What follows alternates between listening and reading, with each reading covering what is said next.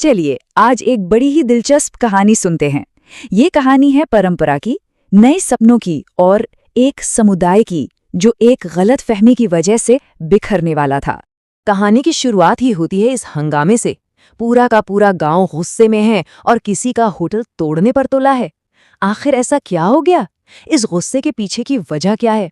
आइए पता लगाते हैं। तो इस हंगामे तक बात पहुंची कैसे? इसके लिए हमें कहानी की शुरुआत में जाना होगा। मिलिए अर्जुन से। शहर की भागदौड़ वाली जिंदगी छोड़कर वो अपने गांव लौटा है, आंखों में एक बड़ा सपना लिए। अब जरा फर्क समझिए। जिस शहर को अर्जुन छोड़कर आया, वहां हर एक आइडिया के लिए पहले से 70 दुकानें थी। मतलब कंपटीशन बहुत ज्यादा था। और गांव एक बिल्कुल नया बाजार था।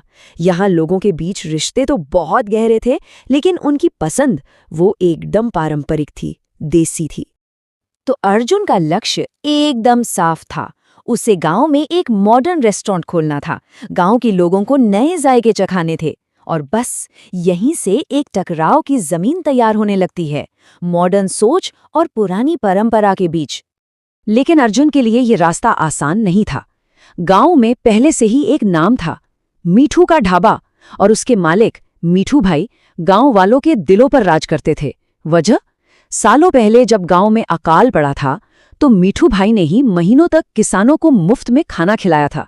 वो सिर्फ एक ढाबे वाले नहीं, गांव की जान थे। और फिर वो हुआ जिसका अंदाजा था। एक तरफ अर्जुन का चमकता हुआ नया रेस्टोरेंट और दूसरी तरफ मिट्ठू भाई का सालों पुराना भरोसे वाला ढाबा। नई और पुरानी की टक्कर अब शुरू हो चुकी थी। देखिए अर्जुन के रेस्टोरेंट का क्या हाल हुआ। पहले महीने तो बड़ी धूमधाम से शुरुआत हुई। कमाल की बात तो यह है कि मीठू भाई खुद पहले ग्राहक बनकर पहुंचे। शुरू में सब ठीक चला, लेकिन तीसरे महीने तक ग्राहक कम होने लगे। गांव वालों को तो अपना वही देसी खाना पसंद था। और चौथे महीने तक हालत इतनी खराब हो गई कि अर्जुन बैंक की पहली ईएमआई भी नहीं भर पाया। और फिर जिस बात का डर था वही हुआ। बैंक से चेतावनी आ गई। अर्जुन पर दबाव बढ़ता जा रहा था। अगर वो कर्ज नहीं चुका पाता तो उसका सब कुछ, उसका पूरा सपना खत्म हो सकता था। अब अपना बिजनेस बचाने के लिए अर्जुन ने सोचा, चलो देखते हैं कि मीठू के ढाबे में ऐसा क्या खास है। वो ग्राहक बनकर वहां पहुंचा और जो उसने वहां देखा उसके तो होश ही उड़ गए। किचन में भयानक गंदगी, रसोइये बिना ग्लव्स के काम कर रहे थे, बर्तन तक साफ नहीं थे। हद तो तब हो गई जब वेटर ने अपनी उंगलियां ग्लास में डुबोकर पानी सर्व किया। और सबसे चौंकाने वाली बात, मीठू के पास FSSAI यानी फूड सेफ्टी का कोई लाइसेंस ही नहीं था। अब यहां से कहानी में एक ऐसा तूफान उठता है, एक ऐसी गलत फहमी पैदा होती है जो सब कुछ तबाह करने वाली थी। देखिए कैसे बात का बतंगड़ बना। सबसे पहले किसी ने मीठू के ढाबे के खिलाफ एक गुमनाम शिकायत कर दी। फिर फूड सेफ्टी वालों ने छापा मारा। वहां इतनी खामियां मिली कि उन्होंने ढाबा ही सील कर दिया। दुखी मीठू ने सीधा सरपंच के पास जाके कह दिया कि उसे शक है ये सब अर्जुन ने करवाया है। बस सरपंच का गुस्सा 7वें आसमान पर पहुंच गया और उन्होंने पूरे गांव को इकट्ठा कर लिया। और फिर वही हुआ जो हमने शुरू में देखा था। गुस्साई भीड़ अर्जुन को उसके रेस्टोरेंट से खींचकर बाहर ले आई। वो बेचारा सरपंच और मीठू के सामने गिड़गड़ाता रहा। उसे तो यकीन ही नहीं हो रहा था कि मीठू का ढाबा बंद हो गया है और इल्जाम उस पर आ रहा है। लेकिन कहानी अभी बाकी है। जब लग रहा था कि सब कुछ खत्म हो गया, तभी वक्त था असली विलन के बेनकाब होने का। और बस यही वो पल था जिसने सब कुछ बदल दिया। जब अर्जुन ने अपने मरे हुए पिता की कसम खाई तो उसकी आवाज में, उसकी आंखों में इतनी सच्चाई थी कि सरपंच और मीठू का दिल भी पिघल गया। उन्हें भी लगा कि शायद वो किसी बहुत बड़ी साजिश का शिकार हो रहे हैं। तो फिर सवाल वही है, अगर अर्जुन नहीं तो कौन? आखिर कौन था वो जिसने दो लोगों के बीच इतनी बड़ी नफरत की दीवार खड़ी कर दी? वो था लल्लन, वही गांव वाला जो अक्सर मीठू के ढाबे पर खाना खाने आता था। पर लल्लन ने ऐसा क्यों किया? वजह थी जलन।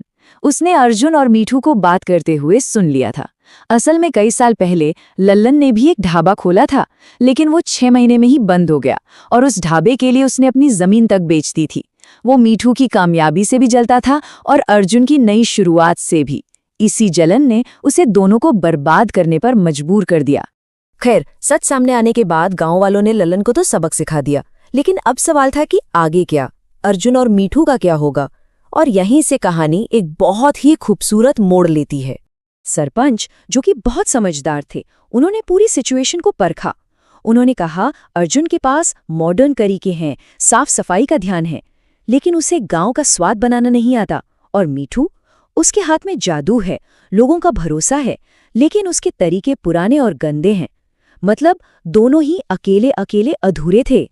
तो सरपंच ने एक बहुत ही सीधा सा लेकिन जबरदस्त आइडिया दिया।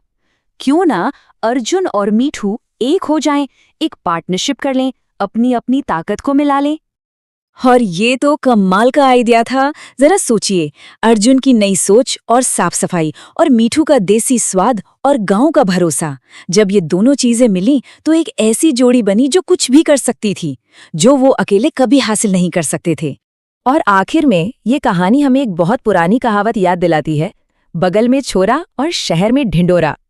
इसका मतलब है कि समाधान तो हमेशा से उनके सामने ही था, बस वो देख नहीं पा रहे थे। ये कहानी हमें सिखाती है कि कई बार असली कामयाबी लड़ने में नहीं, बल्कि साथ मिलकर काम करने में होती है।